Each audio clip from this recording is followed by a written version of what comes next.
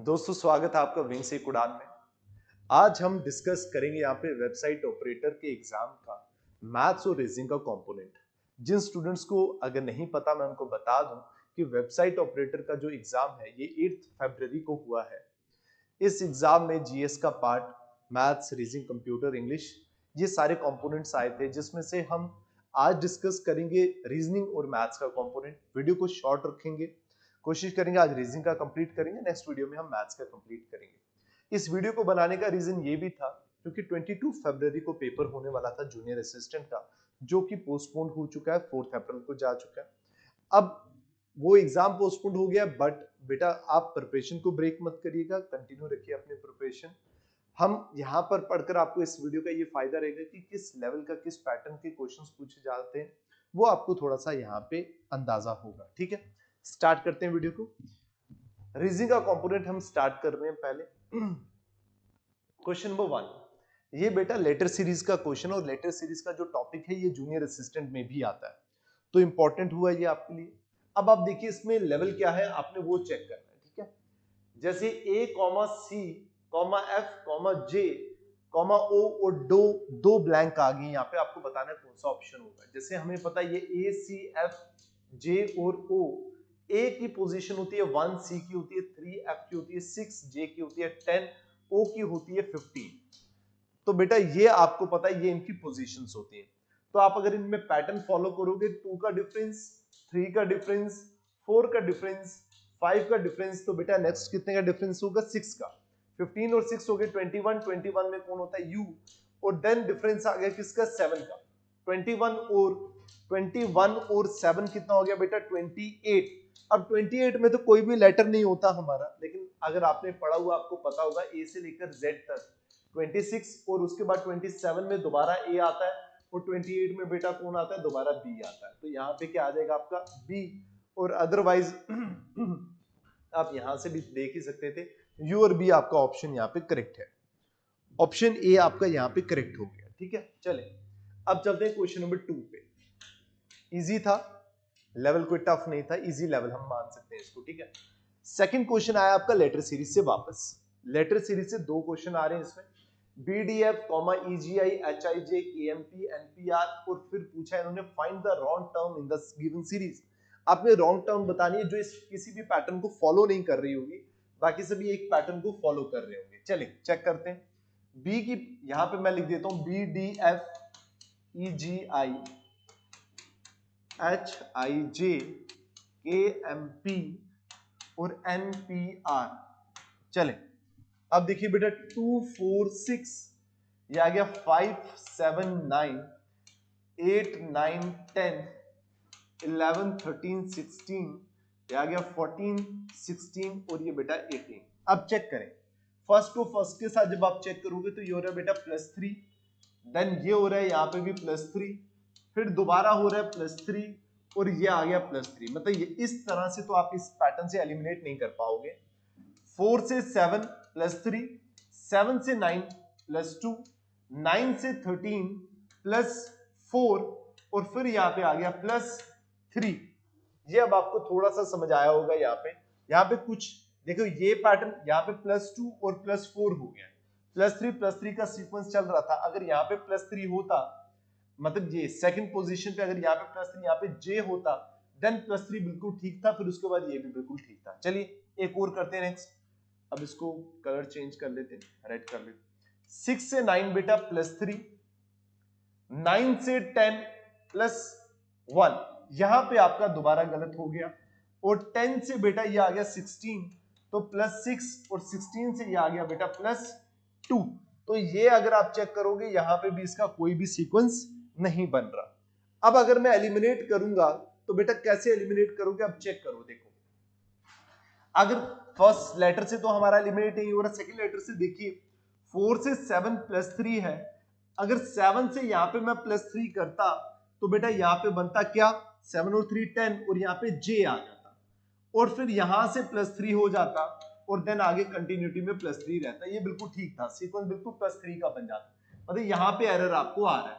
ठीक है, वहीं पे आप अगर नेक्स्ट लेटर को चेक करोगे 6 से 9, ये बेटा आपका +3 बना, +3 के बाद अगर 9 में +3 मैं रखता, मान लेता हूं कि सभी में +3 हो रहा है, +3 अगर मैं रखता तो 9 में +3 12, 12 में बेटा कौन है L, और L में अगर मैं +3 रखता तो बेटा कितना आता है 15, तो 15 में कौन हो जाता O, और यहां पे मैं +3 रखता तो ये बेटा 18, बिल्कुल सही। इसका मतलब आपका जो गलत है वो कौन सा है, HIJ, यहीं से आपका गलत हो रहा है ना। देखा +3 +3 +3 का सभी में सीक्वेंस चल रहा है, तो आपका आंसर क्या आ जाएगा, ऑप्शन बी आपका करेक्ट आ जाएगा। ठीक है, चले नेक्स्ट क्वेश्चन, क्वेश्चन नंबर 3। अब देखिए बेटा ये जो क्वेश्चन है ये आपका कोडिंग और डिकोडिंग का क्वेश्चन है ये, ठीक है, और मैं आपको बता दूं ये बिल्कुल सिंपल क्वेश्चन है ये। देखिए दिल्ली, और दिल्ली का बेटा कोड है WVOSR।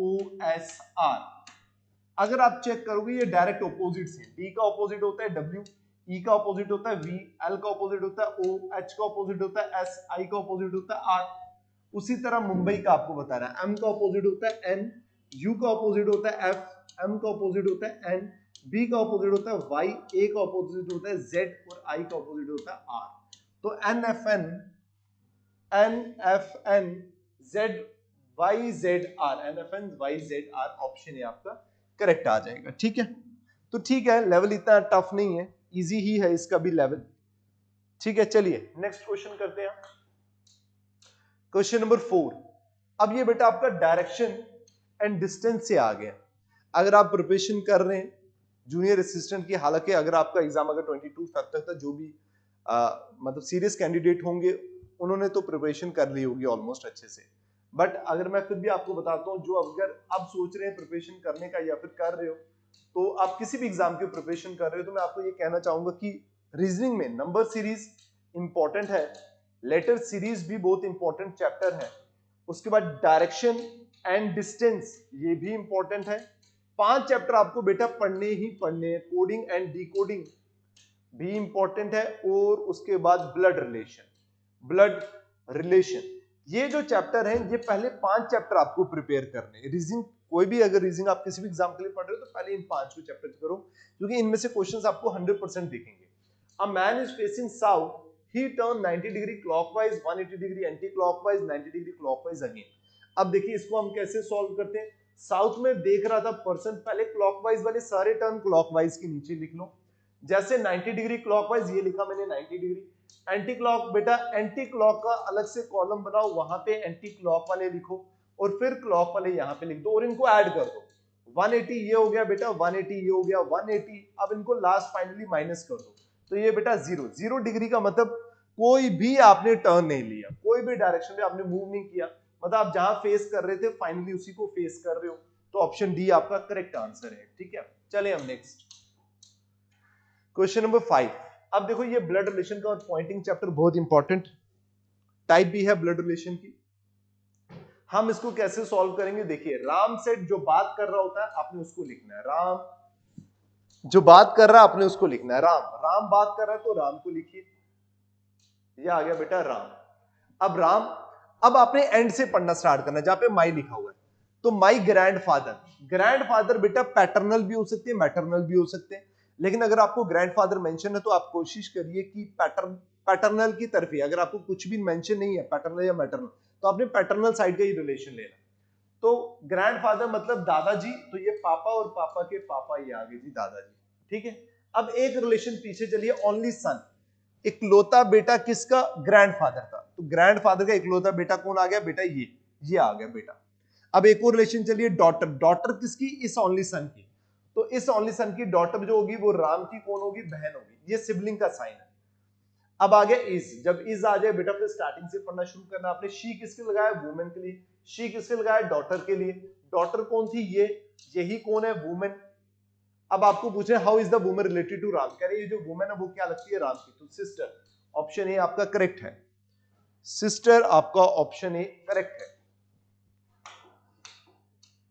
चलिए देखिए बेटा ये इंपॉर्टेंट इंफॉर्मेशन है, क्योंकि जब आप प्रिपरेशन पूरी कर लेते हैं और अपनी प्रिपरेशन को चेक करना, अपने एनालाइज करना कि भाई आपने जो प्रिपरेशन की है, और अगर इन केस आप एग्जाम में बैठते हो, रियल टाइम जब आप एग्जाम में बैठोगे तब आपका क्या स्कोर रहेगा, क्या चीजें रहेंगी, वो थोड़ा सा आपको एस्टिमेट आप लगा सकते हो मॉक टेस्ट को देकर, ठीक है। क्योंकि मॉक टेस्ट बनाए ही इसलिए जाते हैं कि आपको उस सेम इन्वायरमेंट में रखा जाए, सेम आपको वो प्रेशर फील हो, और आपको वो टाइम का लिमिट हो कि भाई इस टाइम पे मुझे ये पेपर कंप्लीट करना है, तो आपको अंदाजा हो जाए कि सेम अगर पेपर इसी तरह का आपका ये इन्वायरमेंट सिचुएशन रहने वाली है आपके एग्जाम में, तो तब आप कैसा परफॉर्म करेंगे।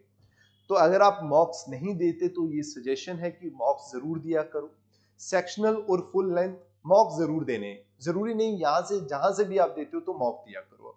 बट हमने मॉक जो है वो लॉन्च किया ऑलरेडी, काफी स्टूडेंट्स ने एनरोल किया हुआ है इसमें।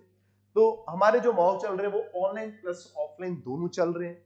20 टोटल टेस्ट हैं, 10 सेक्शनल हैं, ठीक है, 40-40 मार्क्स के टेस्ट हैं, और 10 जो है वो फुल लेंथ है, 80-80 मार्क्स के क्वेश्चंस हैं। 40-40 मार्क्स के क्वेश्चंस और सेक्शनल में, और फुल में क्या है 80-80 का आपको मिल जाएगा। अगर आप रजिस्टर करना चाहते हैं, आना चाहते हैं, देखना चाहते हैं, तो आप इस नंबर पे कॉल कर सकते हैं। ये एड्रेस दिया हुआ है, अगर आप यहाँ पे एड्रेस आपको नहीं भी मिल रहा, आप गूगल पे सर्च कर सकते हैं विंग से उड़ान, डायरेक्शंस के थ्रू आप यहाँ पे पहुंच सकते हैं, ठीक है। बहुत ही मिनिमम कॉस्ट में आप, इनफैक्ट आप अभी चेक भी कर सकते हो, हमारी अगर एप्लीकेशन आपने डाउनलोड की हुई है तो बहुत मिनिमम कॉस्ट में है ये वहां, ठीक है। चलिए नेक्स्ट क्वेश्चन चलते हैं। Find the missing number in the number series. ये बेटा अब नंबर सीरीज का क्वेश्चन है। अब ये क्वेश्चन अच्छा भी है, जिसने बेटा प्रैक्टिस किया उसको देखने साथ ही पता चल जाएगा, और जिसने नहीं किया उसको थोड़ा सा टाइम जरूर लगेगा। देखो बेटा 20 से 20 कैसे आएगा, मल्टीप्लाई 1 करके, और 40 से 20 कैसे आएगी, ये हाफ है, बिल्कुल 40 का हाफ है 20, मतलब मल्टीप्लाई 0.5 करके। तो 20 से 30 कैसे आएगा, 1.5 से मल्टीप्लाई करके। नेक्स्ट क्या होगा बेटा, कैसे इंक्रीज हो रही है पैटर्न, 0.5 से इंक्रीज हो रहा है, तो 0.5 से जब इंक्रीज होगा मल्टीप्लाई 2, तो ये बेटा बना 60। क्रॉस चेक कर लो, मल्टीप्लाई 2.5 करोगे, जब आप 60 को 2.5 से मल्टीप्लाई करोगे 150 आएगा। तो करेक्ट आंसर आपका बेटा क्या है, ऑप्शन डी 60 आपका करेक्ट आंसर है, ठीक है जी। चले next question number 7, find the wrong. ये क्वेश्चन बड़ा अच्छा क्वेश्चन है, मैं आपको बताऊं कैसे, वो मैं आपको समझाऊंगा। Find the wrong number in the following number series. Last में था मिसिंग का, इसमें नंबर। अब देखो मैंने जो आपको चैप्टर बताए थे, नंबर सीरीज से भी क्वेश्चन आ गया, डिस्टेंस से भी आ गया, कोडिंग डिकोडिंग से भी आ गया, लेटर सीरीज से भी आ गया, उसके बाद ये भी हो गया, आपको ब्लड रिलेशन से भी आ गया। उन पांचों चैप्टर से आपको 6-7 क्वेश्चन मिल गए, तो मतलब आप 5 चैप्टर पढ़ते हैं तो 6 to 7 नंबर्स तो वैसे भी आपके आ जाएंगे, ठीक है। अब देखो बेटा कह रहे रॉन्ग नंबर क्या है। अब अगर बच्चों ने पढ़ा हुआ, उनको पता 729 9 का क्यूब होता है, 243 182 और 27, और ये बेटा होता है 3 का क्यूब। अब ये बच्चों को आधों को लग रहा होगा 243 तो क्यूब होता नहीं है किसी का, वो होता है 7 का क्यूब होता है 343। तो अब उनको लग रहा होगा कि यार ये एरर हो सकता है, टाइपिंग मिस्टेक हो सकती है, बट ये किसी का क्यूब नहीं है। तो अब क्या करें, ऑप्शन सी करेक्ट करते हैं। नहीं बेटा ये गलत है, आप अगर इस तरह सोच रहे हो तो आपका ये गलत है। अब ये कह लें कि उनका ये ट्रैप है, या फिर जो भी मर्जी कह लिए, क्योंकि ये आपका क्वेश्चन क्यूब से सॉल्व नहीं होगा।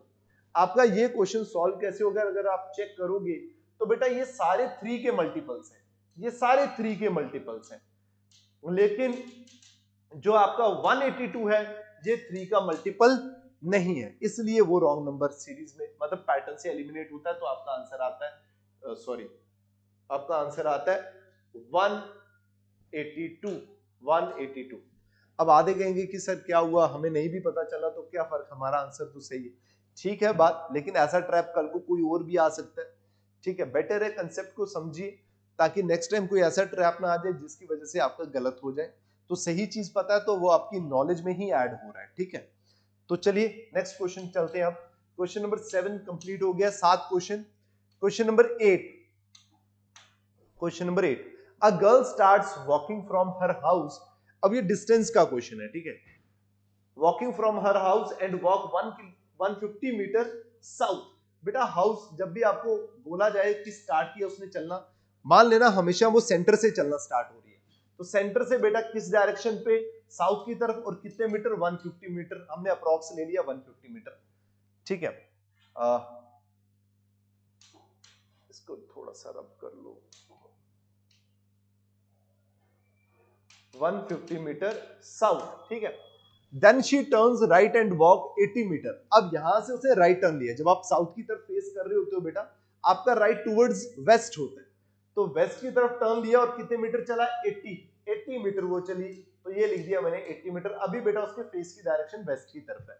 Then she turn left and walks 60 metre. अब यहां से वो लेफ्ट और कितने मीटर, 60 मीटर, यहां से यो लेफ्ट और ये बेटा 60 metre. She finally turn left and walk 280 metre. अब कह रहे हैं यहां से वो फाइनली 280 मीटर लेफ्ट की तरफ चली। अब लेफ्ट जो होता है जब आप साउथ की तरफ देखते हैं, लेफ्ट आपका ईस्ट की तरफ होता है। 280 मीटर, तो बेटा यहां से लेकर यहां तक कितना हो गया, 80 मीटर। तो 80, तो ये आगे चल पड़ो 200 मीटर, तो ये मैं चल पड़ा 200 मीटर और ये आ गया बेटा 80 मीटर। तो टोटल इनको करोगे 280 मीटर हो गया। अब बोल रहे हैं what is the shortest distance between her house and school. कह रहे हैं ये घर से और उसका स्कूल का जो शॉर्टेस्ट डिस्टेंस क्या है ये आपने बताना है। तो ये बेटा बड़ा आप आराम से बता सकते हो पाइथागोरस थ्योरम लगा के। पाइथागोरस थ्योरम होती है h का square is equal to base का स्क्वायर प्लस परपेंडिकुलर का स्क्वायर। ये आपकी आगे पाइथागोरस थ्योरम। अब यहां पे आप चेक करोगे तो ये क्या आपका परपेंडिकुलर, ये क्या आपका बेस और ये आ गया बेटा हाइपोटेन्यूज। अब जो परपेंडिकुलर है वो बताओ मुझे कितना है, यहां से लेकर यहां तक 50 है, तो यहां से लेकर यहां तक कितना होगा 60, तो ये आ गया 60। 150 और 60 बेटा कितना हो गया 210, मतलब परपेंडिकुलर है 210 और बेटा बेस है 200। हाइपोटेन्यूज आप आराम से फाइंड कर लोगे। तो पुट करिए आप वैल्यू, h का square is equal to base, base कितना हो गया 200 का स्क्वायर प्लस परपेंडिकुलर का स्क्वायर, परपेंडिकुलर कितना आ गया 210 का स्क्वायर। अब ये आ गया 2 440,000 प्लस ये कितना आ गया 441 और 00। ठीक है जी। अब इनको जब आप ऐड करोगे तो ये बन जाएगा 84100 h का स्क्वायर और ये आपको पता है ये किसका होता है 29 का स्क्वायर होता है। ठीक है, तो h इज इक्वल टू जब आप रूट करोगे तो ये, इसको मैं पहले लिख लीजिए अंदर, 84100 इज इक्वल टू 29 और ये कितना हो जाएगा 290 हो जाएगा। 290 मीटर आपका करेक्ट आंसर है, ऑप्शन सी आपका करेक्ट आंसर है।